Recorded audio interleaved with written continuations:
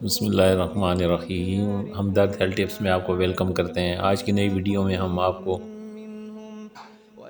روزہ رکھنے کی صحت کے بارے میں معلومات فراہم کرنے جا رہے ہیں۔ کیا روزہ رکھنا آپ کی صحت کے لیے فائدہ مند ہے؟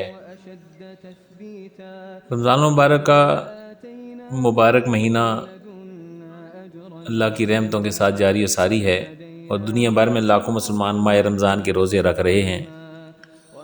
یہ وہ مقدس مہینہ ہے جس میں پیغمبر اسلام صلی اللہ علیہ وآلہ وسلم پر قرآن پاک نازل ہوا اور رمضان کے پورے مہینے کے روزے اس مہینے میں رکھے جاتے ہیں۔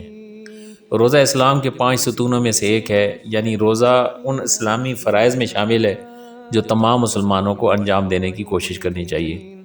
رمضان میں روزہ رکھنے والے مسلمان طلوع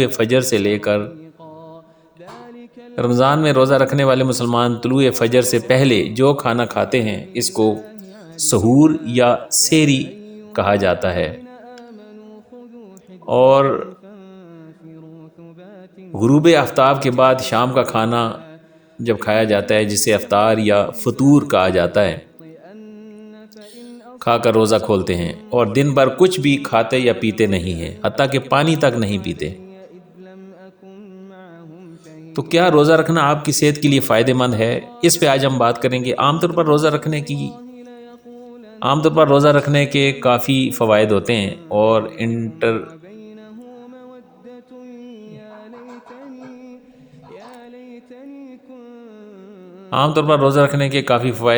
حاصل ہوتے ہیں اور وزن کم کرنے کا ایک مقبول طریقہ بنتا جا رہا ہے۔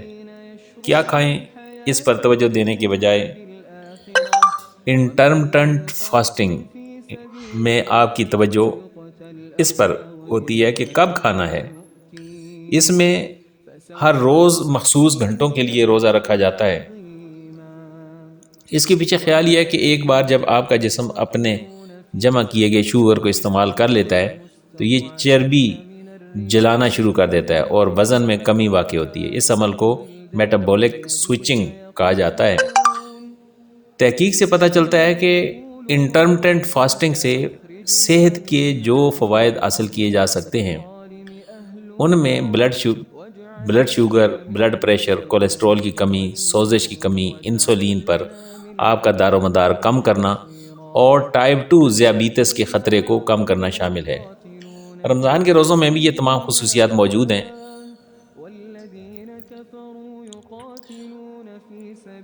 دی American journal of clinical nutrition میں شائع ہونے والے ایک حالیہ تحقیق نے رمضان کے روزوں کو میٹابولک تبدیلیوں اور دائمی بیماریوں کے خطرے کو کم کرنے کا ذریعہ بتایا ہے۔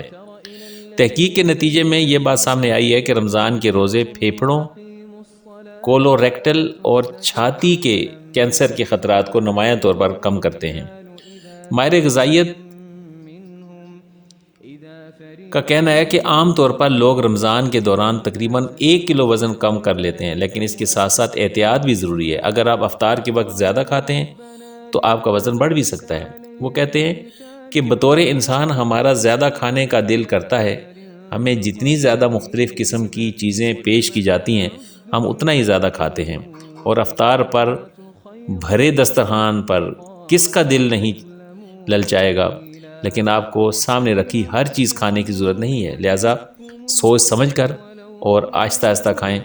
یہی آپ کے اور ہمارے حق میں بہتر ہے کہ روزہ آپ کی صحت کے لیے انتہائی فائدہ مند ہے۔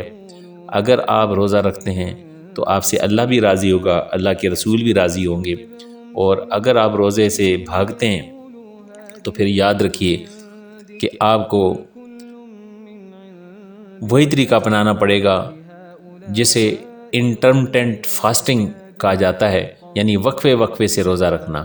یہ دنیا داری کے علاج ہیں، اس میں کوئی فائدہ ہو نہ ہو، کم از کم بندے کو بھوکا تو رہنا پڑتا ہے، لیکن رمضان المبارک میں جب بندہ بھوک اور پیاس کو برداشت کرتا ہے تو صرف اللہ کی رضا کے لیے کرتا ہے، جس کے بارے میں اللہ رب کریم نے فرمایا کہ روزہ میرے لیے ہے اور اس کی جزا بھی میں خود ہی دوں گا۔ امید ہے کہ آج کی اس ویڈیو سے آپ کو فائدہ ہوگا۔ السلام علیکم ورحمۃ اللہ۔